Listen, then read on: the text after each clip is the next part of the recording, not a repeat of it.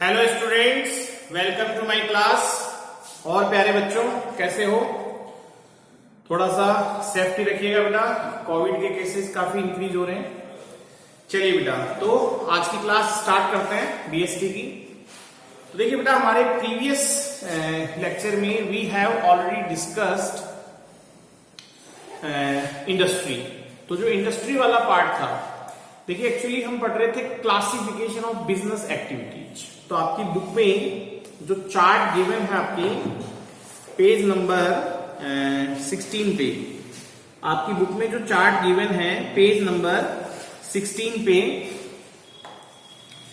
जो कि आपके क्या है टॉपिक है, क्लासिफिकेशन ऑफ बिजनेस एक्टिविटीज। तो इसका जो 50% पोर्शन है, यानी जो इंडस्ट्री वाला पोर्शन है, वो हम ऑलरेडी डिस्कस्ड कर चुके हैं। आज इसका जो रिमेनिंग 50% पोर्शन है वो हम डिस्कस करने वाले हैं। तो आइए फटाफट स्टार्ट करते हैं आज की क्लास। तो in this video we shall talk about commerce. तो देखिए, बिजनेस को हम दो ब्रॉड कंटेंट में बेटा डिवाइड करते हैं। एक था हमारा इंडस्ट्री, जो हम ऑलरेडी पढ़ चुके हैं प्रीवियस लेक्चर में, and today we shall talk about commerce. तो ये आपका पूरा जो बिजनेस का कंटेंट है ये आपका कंप्लीट हो जाएगा, यानी क्लासिफिकेशन ऑफ बिजनेस एक्टिविटीज आपका कंप्लीट हो जाएगा।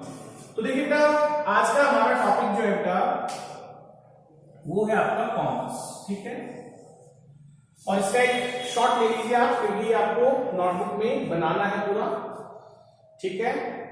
चलिए, तो आज हमें क्या टॉपिक पढ़ना है? कॉमर्स।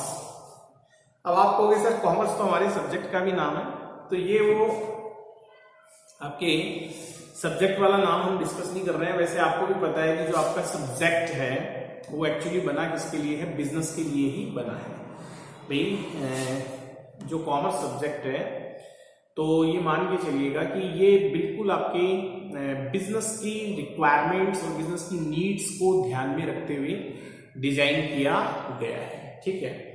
फिलहाल हम क्लासिफिकेशन ऑफ बिजनेस एक्टिविटीज के तौर पे कॉमर्स को पढ़ते हैं। तो देखिए बेटा, कॉमर्स के हम दो ब्रॉड डिवीजन मानते हैं। एक तो होता है ट्रेड। तो ट्रेड तो बहुत सिंपल होता है। Trade means exchange of goods and services. Trade means exchange of goods and services. आज हम किसी से पैसे देते हैं, गुड्स खरीदते हैं, पैसे देते हैं, सर्विसेज खरीदते हैं, डॉक्टर के यहाँ जाते हैं, फी पे करते हैं, चेकअप करवाते हैं, ग्रोसरी स्टोर से हम अपना किराना वगैरह खरीद के लाते हैं। तो trade simply means exchange of goods and services. ये आप ध्यान रखिएगा। ट्रेड का मतलब क्या है? जिसमें हम गुड्स और सर्विसेज को एक्सचेंज करते हैं, और एक्सचेंज करेंगे तो इन रिटर्न हमें कुछ ना कुछ देना भी पड़ेगा, अदरवाइज तो अगला आपको कैसे देगा? और उसे हम बोलते हैं कंसीडरेशन फॉर ईच अदर, यानी समथिंग इन रिटर्न। तो जैसे सपोज दैट आज आप स्कूल से एजुकेशन ले रहे हैं, तो स्कूल भी आपसे क्या ले रहा है? फी ले रहा है। अगर मैं कहीं से ग्रोसरी परचेज कर रहा हूं, तो मैं वहां से ग्रोसरी ले रहा हूं, तो मैं वहां मनी पे कर रहा हूं। अगर डॉक्टर मुझे अपनी कंसल्टेंसी सर्विसेज दे रहा है, तो मैं वहां उसको उसकी फी पे कर रहा हूं। तो ट्रेड आपका जो है, it simply means exchange of goods and services. अब बेटा, ट्रेड जो है ना, ये दो तरह का हो सकता है, ठीक है। Trade can B of two types, internal और एक्सटर्नल। अब इंटरनल ट्रेड क्या होता है? तो इंटरनल ट्रेड मींस जब कोई ट्रेड, पहले तो आप ट्रेड समझ चुके हैं, exchange of goods and services against consideration, something in return. जब भी बेटा कोई ट्रेड किसी एक पर्टिकुलर कंट्री की ज्योग्राफिकल बाउंड्रीज के, यानी with in the geographical boundaries of a particular country, जब कोई ट्रेड एग्जीक्यूट किया जाता है, तो उसे हम बोलते हैं इंटरनल। जैसे आज बेटा अगर कोई ट्रेड हमारे भारत के, ये मैंने मैप बना दिया है भारत का, तो आज अगर कोई ट्रेड हमारे देश की ज्योग्राफिकल बाउंड्रीज के अंदर, ठीक है, ये मैंने कोई यहाँ कोई आपका एक्चुअल मैप ड्रॉ करने की कोशिश नहीं की है, एक अंडरस्टैंडिंग के पॉइंट से मैंने आपकी इंडिया का थोड़ा सा ये मैप आपकी बना दिया है, ठीक है, थोड़ा सा आप इसको समझ लीजिएगा। तो एनी ट्रेड विच वॉज या सेल बी, जो भी पास्ट प्रेजेंट फ्यूचर सब ट्रेड में कोई दिक्कत नहीं है। तो any trade which shall be executed with in the geographical boundaries of a particular country, that is called internal trade। और ये समझते हैं, ये अपने आप क्लियर हो गया कि जहां पे हमारा यानी आपकी मिनिमम 2 कंट्रीज, मिनिमम आपके 2 countries, minimum 2 countries will be involve, यानी आपकी इंटरनेशनल बॉर्डर्स क्रॉस होंगे इस ट्रेड। तो इंटरनल ट्रेड तो क्या है? Internal trade means any trade which shall be executed with in the geographical boundary of a particular country, यानी एक ही कंट्रीज की जियोग्राफिकल बाउंड्रीज आपके इन्वॉल्व होने वाली है, उसके with in the geographical boundaries of a particular country, ठीक है। और एक्सटर्नल में क्या होता है बेटा? एक्सटर्नल में we should have minimum involvement of 2 countries, we should have minimum 2 countries. यहां एक तरह से इसको हम इंटरनेशनल ट्रेड भी बोल सकते हैं, क्योंकि 2 देश इन्वॉल्व होते हैं इसमें। External trade can be understood as international trade, और इसे हम फॉरेन ट्रेड भी बोल सकते हैं, ठीक है। तो इंटरनल एक्सटर्नल क्लियर है? बोलो फटाफट, है, कम ऑन स्पीक अप। अभी क्लास होगी ना, तो आपको ऐसे लाइव क्लासेज जो होगी आपकी वो बहुत इंटरेक्टिव होगी, ठीक है। स्कूल उस पर काम कर रहा है जल्दी, और होपफुली हम प्रे करते हैं गॉड से कि स्कूल खुल जाए तो बहुत ही अच्छा है। Otherwise, in future, we shall take live classes. In those classes, we can be more interactive. ठीक है? तो internal trade क्या है? Come on, tell me. Sir, internal trade means any trade which shall be executed within the geographical boundaries of a particular country. जैसे India का example हमने लिया, इसकी बाउंड्रीज के अंदर जो ट्रेड होता है, ठीक है। और एक्सटर्नल ट्रेड में we should have minimum 2 countries, ज्यादा हो सकती है, but we should have minimum 2 countries. It is also known as international trade, क्योंकि 2 नेशन इन्वॉल्व होते हैं, और एक फॉरेन ट्रेड भी इसे हम बोलते हैं। अब बेटा इंटरनल ट्रेड के भी 2 टाइप्स हैं। एक होता है होलसेल, यानी थोड़ा लार्ज क्वांटम में गुड्स और आपके प्रोडक्ट्स बेचना या सर्विसेज बेचना, ठीक है।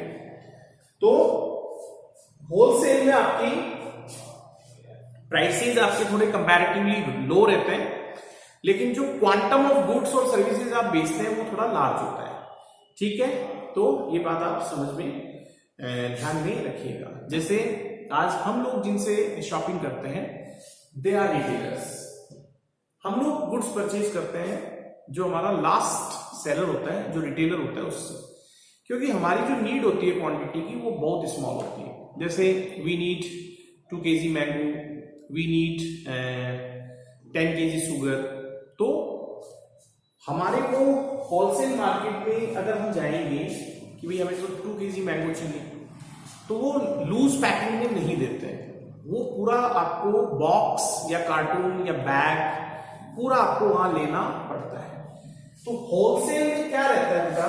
कंपैरेटिवली आपकी प्राइसेज जो रहती है वो लो रहती है, और क्वांटिटी आपकी ज्यादा रहती है। और जिनसे हम खरीदते हैं वो है रिटेलर्स। तो रिटेलर में आपके क्या होता है? रिटेल में आपकी क्वांटिटी हो जाती है लो, क्योंकि हम थोड़ा थोड़ा खरीदते हैं, और प्राइसेज चली जाती है ऊपर, ठीक है। तो इससे जस्ट अपोजिट हो जाता है। तो हम किससे खरीदते हैं? हम खरीदते हैं, ये हम हो गए, तो हम खरीदते हैं अल्टीमेटली रिटेलर से, और रिटेलर कहां से लेके आता है? होलसेल से। तो internal trade can also be categorize in two category which are wholesaler और रिटेल।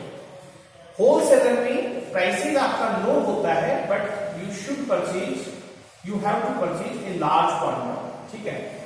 और इन केस ऑफ रिटेल आपका क्वांटिटी काफी लो होता है। जैसे हम लोग घर के लिए सब्जी लेके आते हैं तो वो बोलते हैं ना एक पाव देना भैया, यानी 250 ग्राम देना। तो क्वांटिटी हमारा बहुत लो होता है, लेकिन प्राइसेस हमारा जो होता है वो बड़ा हाई चालू होता है, ठीक है। तो इंटरनल के दोनों पार्ट क्लियर है। अब एक्सटर्नल के पार्ट्स की बात कर लेते हैं। तो एक्सटर्नल में we should have minimum 2 countries, it is also known as international trade और फॉरेन ट्रेड। अब इसमें का एक तो होता है इंपोर्ट। तो जब भी आपको पता है 2 कंट्रीज हैं, तो एक कंट्री बायर होगा, एक कंट्री सेलर होगा। दोनों बायर नहीं हो सकते हैं, दोनों सेलर नहीं हो सकते हैं। तो इंपोर्ट का मतलब क्या है, ठीक है। तो देखो आई का मतलब आपके एक तरह से क्या हो रहा है, इनकमिंग हो रहा है, आ रहा है, ठीक है। एक का ध्यान रहेगा, दूसरे का अपने आप मिल जाएगा। तो एक तरह से आई यानी इनकमिंग, इंक्लूडिंग, और ये ई का मतलब एक्सक्लूडिंग, बाहर निकालते हुए। तो इंपोर्ट का मतलब क्या है कि जब हम किसी अनदर कंट्री से कोई गुड्स या सर्विसेज परचेज करते हैं, ठीक है। जब हम व्हेन वी परचेज गुड्स और services from any other country, that shall be known as import. तो ये तो हो गया आपका एक तरह से परचेज। लेकिन ये परचेज आप अपनी कंट्री की जियोग्राफिकल बाउंड्रीज के अंदर नहीं कर रहे हैं, बाहर के किसी कंट्री से कर रहे हैं। तो इंपोर्ट का मतलब तो व्हेन वी परचेज गुड्स और सर्विसेज फ्रॉम अनदर कंट्री, तो वो हमारा हो गया बेटा इंपोर्ट, ठीक है। और व्हेन वी सोल्ड, जब आप बेचते हैं, जब आप सेल आउट करते हैं गुड्स और सर्विसेज टू अनदर कंट्री, जैसे इंडिया के डीलर ने यूएस के डीलर को गुड्स सेल किया, तो इंडिया के डीलर ने यूएस के डीलर को गुड्स सेल आउट किया, सोल्ड किया, तो दैट इज कॉल्ड एक्सपोर्ट, ठीक है। दैट इज कॉल्ड एक्सपोर्ट, ठीक है।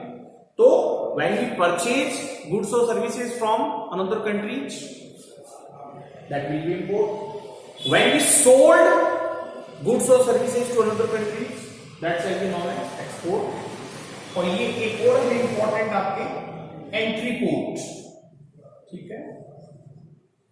तो एंट्री पोर्ट क्या है, इंपॉर्टेंट चीज है, पूछते हैं एग्जाम्स को।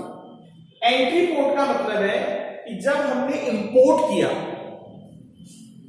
जब हमने when we import something like goods and services, but what was the object behind it, the object was not the consumption. हमने इंपोर्ट किया है, हमने इंपोर्ट किया है गुड्स और सर्विसेज को, लेकिन खुद के कंजम्पशन के लिए नहीं किया है, उसको वापस एक्सपोर्ट करने के लिए इंपोर्ट किया है। यानी अल्टीमेटली इसमें पहले क्या होगा, इसमें पहले हम बेटा क्या करेंगे, इंपोर्ट करेंगे, और फिर जो गुड्स आएगा उसको वापस क्या कर देंगे, एक्सपोर्ट कर देंगे, ठीक है। तो first of all we will import and after receiving of goods we will export it, ठीक है। तो ये बनता है आपका एंट्री पोर्ट। तो ये हमने परचेज खुद के कंजम्पशन के लिए किया था इंपोर्ट में, और यहां हमने इंपोर्ट तो किया लेकिन खुद के कंजम्पशन के लिए नहीं, उसको वापस किसी दूसरे कंट्री को एक्सपोर्ट करने के लिए, that is called entry port. तो आई होप ट्रेड वाला सेक्शन क्लियर होगा। अब हम चलते हैं बेटा हमारे सेकंड फेज पे, which is auxiliaries to trade, जो कि क्या है, ऑक्सिलरीज टू ट्रेड। देखिए बेटा ऑक्सिलरीज का मतलब क्या होता है, ऑक्सिलरीज का मतलब होता है सहायक। क्या होता है, सहायक। In other words we can say that supportive, ठीक है। ऑक्सिलरीज बोल दीजिए, एनेक्सिलरीज बोल दीजिए, सपोर्टिव बोल दीजिए, ठीक है। तो ये आपके ऑक्सिलरीज टू ट्रेड है, ये आपके सपोर्टिव टू ट्रेड है। और आपको याद हो जो हमने इंडस्ट्री वाला पोर्शन पढ़ा था पिछले लेक्चर में, जिसमें हमने प्राइमरी, सेकेंडरी और थर्ड वन वाज टर्शरी। तो टर्शरी भी यही है, क्योंकि टर्शरी का काम भी क्या था, प्राइमरी और सेकेंडरी इंडस्ट्री को सपोर्ट करने का। तो these are the auxiliaries to trade. देखो दोनों से मिलके कॉमर्स बनता है, कॉमर्स में ट्रेड भी शामिल है और सपोर्टिव टू ट्रेड भी शामिल है। तो इसे आप चाहे ऑक्सिलरीज टू ट्रेड बोल दीजिए, चाहे एक्सिलरीज टू ट्रेड बोल दीजिए, चाहे सपोर्टिव टू ट्रेड बोल दीजिए। और it is also our tertiary industry. देखो in previous video we have already discussed 3 kinds of industry, primary, secondary और टर्शरी। तो टर्शरी के टाइप्स आपकी, ठीक है। अब आइए इनको वन बाय वन डिस्कस कर लेते हैं। तो these are the supporting to trade, यानी ये चीजें, ये नाम आप अच्छे से पढ़ के देख लीजिए, इनके बिना ट्रेड नहीं चल सकता है बेटा। भाई सपोर्ट तो चाहिए ना, बिना सपोर्ट के आपका ट्रेड नहीं चल सकता है। तो ये ऐसी चीजें हैं जिनके बिना we can't operate a trade, ठीक है।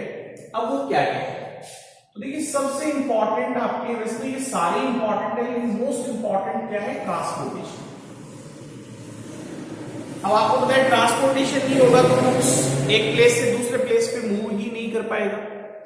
तो ट्रांसपोर्टेशन जो है वो आपका मस्ट है ट्रेड के लिए, चाहे वो ट्रांसपोर्टेशन इंटरसिटी ट्रांसपोर्ट हो, चाहे आपका इंटर स्टेट हो, चाहे इंटर डिस्ट्रिक्ट हो, चाहे आपके इंटर कंट्री हो, ट्रांसपोर्टेशन मस्ट है। क्योंकि बिना ट्रांसपोर्टेशन के, without transportation we can't operate our business, ठीक है। ना इंडस्ट्री चल सकती है, ना प्राइमरी सेकेंडरी इंडस्ट्री चल सकती है, ना आपका ट्रेड चल सकता है। Is that clear? इसीलिए ऑक्सिलरीज टू ट्रेड भी कहा जाता है, ऑक्सिलरीज टू इंडस्ट्री भी कहा जाता है। इसीलिए इसको हम प्राइमरी सेकेंडरी के बाद थर्ड नंबर पे टर्शरी इंडस्ट्री के तौर पे देखते हैं। तो ट्रांसपोर्टेशन आज एक बहुत बड़ा फील्ड है बेटा, और without transportation we can't operate our industry as well as our trade, क्योंकि ट्रांसपोर्टेशन मस्ट है। आज आपको भी घर से स्कूल आने के लिए ट्रांसपोर्टेशन लगता है, तो चाहे इंसान की मूवमेंट हो, चाहे गुड्स की मूवमेंट हो, वी नीड ट्रांसपोर्टेशन। फिर सेकंड है आपकी कम्युनिकेशन। तो आपको पता है ट्रेडर्स की जो आइडियाज हैं, जो व्यूज हैं, जो ऑर्डर्स हैं, जो कंप्लेंट्स हैं, वो एक दूसरे को एक्सचेंज होना बहुत जरूरी है।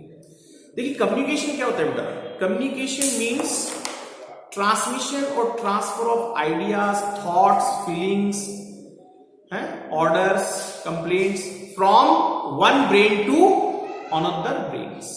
आज मैं भी जो आपको टीचिंग कर रहा हूं ये कम्युनिकेशन के थ्रू ही चल रहा है। तो कम्युनिकेशन इज मस्ट। और आज आप जानते हैं कम्युनिकेशन के कितने कन्वीनियंट वेज आ चुके हैं। आपके मैसेंजर आ चुका है, और सबसे इंपॉर्टेंट व्हाट्सएप जो एप्लीकेशन है, व्हाट्सएप ऐप आ चुका है। आपकी टेलीफोन काफी टाइम से पहले से भी था, और इंटरनेट के थ्रू ऐसी ऐसी एप्स आ चुकी हैं जिनसे हमारा कम्युनिकेशन जो है वो बहुत ईजियर, बहुत फास्ट बन चुका है। तो communication is must. Without communication we can't operate our trade conveniently. ये बहुत मस्ट है। Is that clear? ये चीज आपको ध्यान रखना है। फिर है बैंकिंग एंड फाइनेंस। तो देखो बेटा आज बिजनेस करने वाले को बैंक की जरूरत तो पड़ेगी, क्योंकि उसे पेमेंट भेजना है, डिमांड ड्राफ्ट बनाना है, आरटीजीएस यानी रियल टाइम ग्रोथ सेटलमेंट करना है, नेफ्ट यानी नेशनल इलेक्ट्रॉनिक फंड ट्रांसफर करना है, चेक्स देने हैं, चेक्स मंगाने हैं, बैंक में अकाउंट रखना है, उसमें डिपॉजिट भी करना है, विड्रॉल भी करना है। बिजनेसमैन को बहुत तरह के लोन्स वगैरह भी चाहिए।